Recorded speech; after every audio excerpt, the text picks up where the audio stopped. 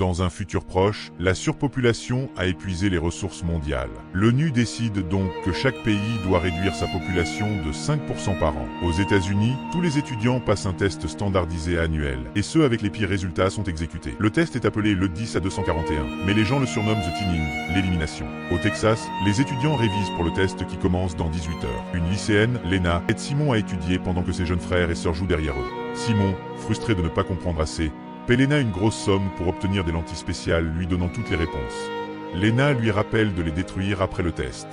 À ce moment-là, elle reçoit un appel de l'hôpital disant que sa mère veut sortir contre l'avis médical. Lena demande au médecin de gagner du temps et se précipite à l'hôpital avec ses frères et sœurs. Mais sa mère a déjà signé les papiers de sortie. Le médecin prend Lena à part et refuse son argent, révélant que l'état de sa mère s'est aggravé et qu'aucun traitement ne pourra l'aider maintenant. Dans la soirée, avec seulement 12 heures avant le test, Blake, le fils du gouverneur, dit à ses gardes du corps qu'il va chercher un encas, mais il en profite pour s'éclipser et rejoindre sa petite amie Ellie. L'ambiance devient tendue en réalisant qu'il pourrait mourir demain.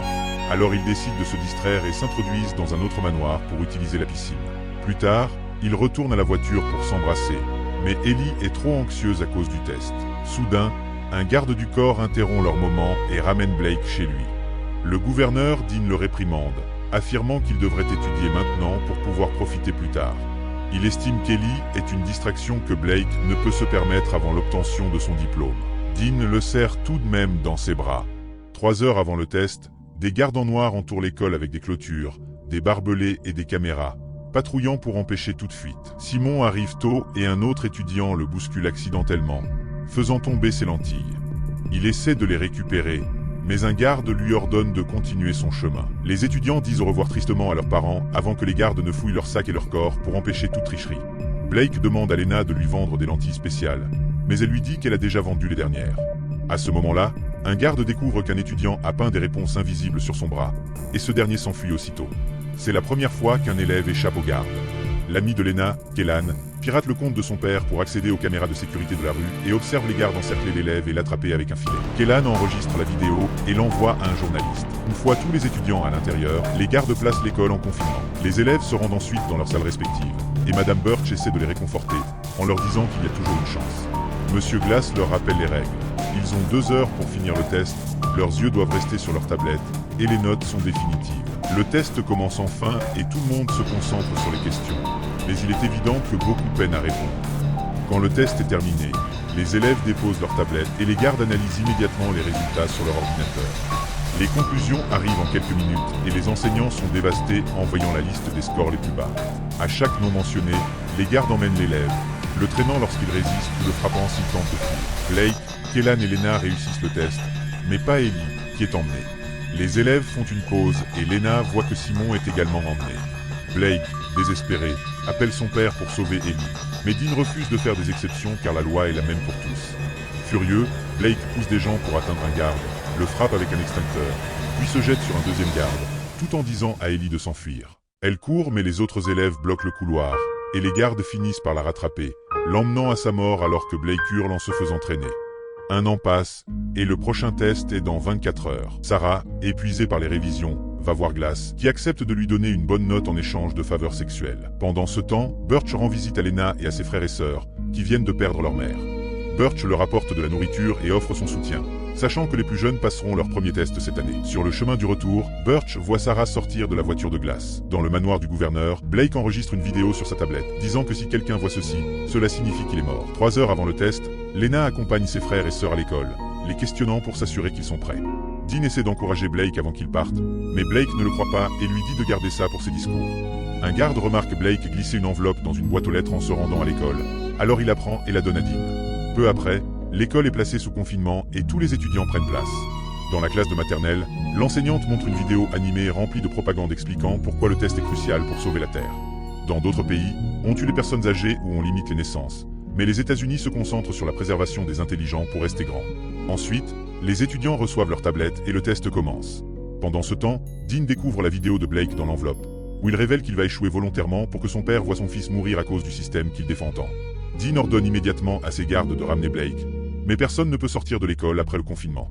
Après avoir demandé à son garde du corps de quitter la pièce, Dean appelle Mason, le chef de la sécurité de l'école. Dans la salle de classe, Blake répond rapidement et volontairement de façon incorrecte, ce qui lui permet de terminer le test en avance. Glass trouve cela suspect.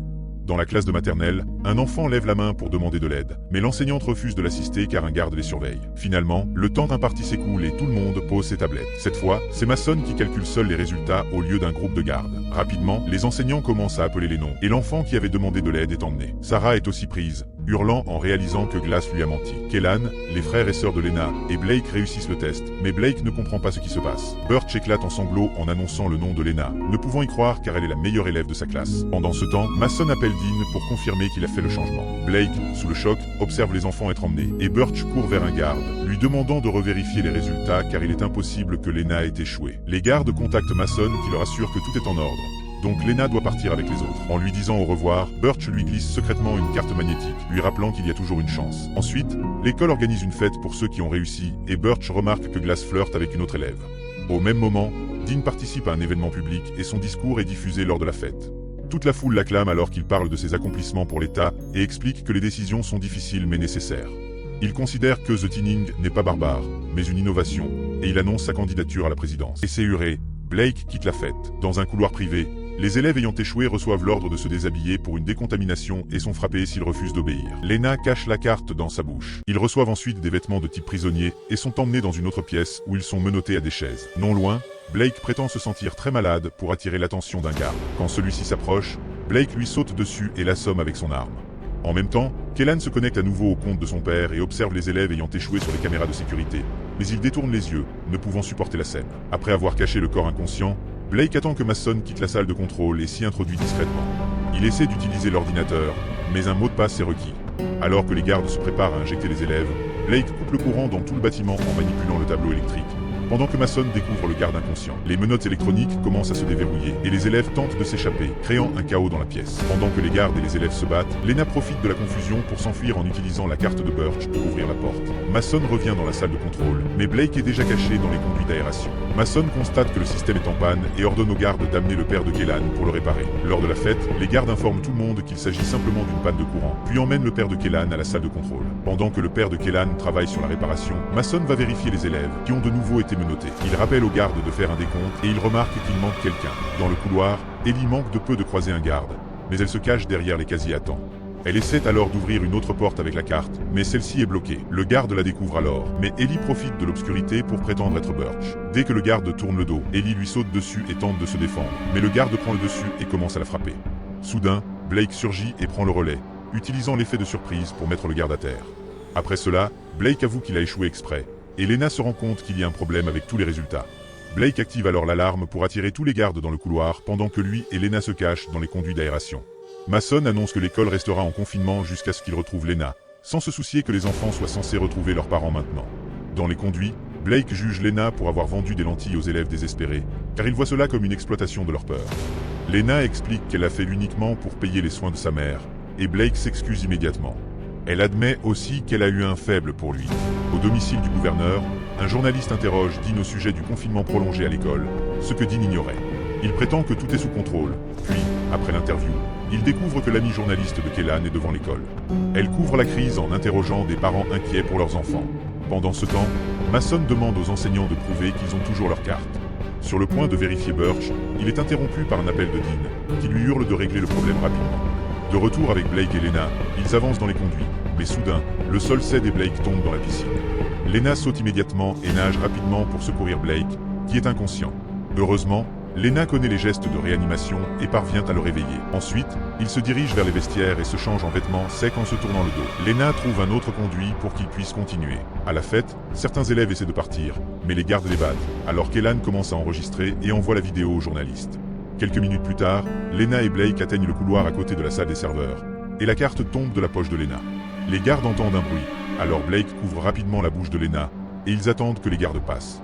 Heureusement, grâce à l'obscurité, les gardes ne voient pas la carte. Ensuite, le duo se rend dans la salle de science, mais le bruit qu'ils font en descendant est entendu par un garde. En assemblant quelques objets, Lena crée une tige magnétique pour récupérer la carte. À ce moment, le garde arrive et commence à frapper à la porte verrouillée. Alors Blake renvoie Lena dans les conduits en restant pour faire diversion. Blake tente de se cacher derrière les bureaux, mais le garde entre rapidement et le trouve. Peu après, seul l'un d'eux est inconscient au sol. Dans le conduit, Lena attend que les gardes s'éloignent et abaisse le maniet. Elle parvient à récupérer la carte, mais un garde la saisit soudainement. Cependant, Il la relâche immédiatement et Lena réalise qu'il s'agit de Blake, qui a volé l'uniforme du garde qui l'a assommé. Pendant ce temps, le garde du combat précédent informe Simon qu'il y a 2 adolescents en fuite et que l'un d'eux a utilisé le nom de Birch. Dans une autre pièce, les enseignants attendent encore. Birch fait semblant de flirter avec Glass et lui vole sa carte. Lorsque Mason vient vérifier Birch, elle lui présente la carte de Glass comme la sienne. Les gardes remarquent que Glass n'a plus sa carte et l'arrêtent, permettant ainsi aux autres enseignants de partir. Mason commence à frapper Glass pour lui faire avouer où se trouvent les adolescents en fuite. De retour à Lena, elle continue de se faufiler dans les conduits jusqu'à la salle des serveurs et tente d'utiliser l'ordinateur. Mais le système de test exige le mot de passe de Mason. Elle envoie alors un message à Kellan pour demander de l'aide. À ce moment-là, le père de Kellan termine les réparations et le courant revient. Kellan reçoit du Wi-Fi et lit le message de Lena, puis lui répond avec une vidéo de Mason utilisant son mot de passe. Lena le copie et accède au système du test, vérifiant d'abord les résultats de ses frères et sœurs pour s'assurer qu'ils ont bien réussi. Elle vérifie ensuite ses propres résultats et voit qu'elle a obtenu 98% mais a tout de même échoué, tandis que Blake a réussi avec seulement 15%. La même chose s'est produite pour Ellie, qui a échoué avec un score de 88%. Il semble que Dean manipule les résultats du test depuis un certain temps. Pendant ce temps, Dean apparaît en conférence de presse et prétend que Lena a tué 2 gardes après avoir échoué au test, mais il assure que les gardes travaillent dur pour protéger tout le monde.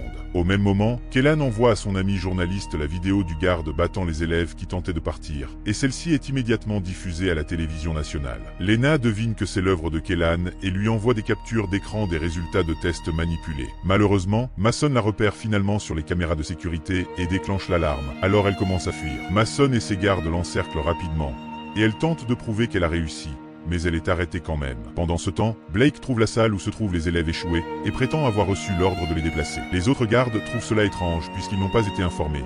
Alors Blake est contraint de déclencher un combat. Il parvient à peine à donner quelques coups avant d'être entouré et maîtrisé par les gardes.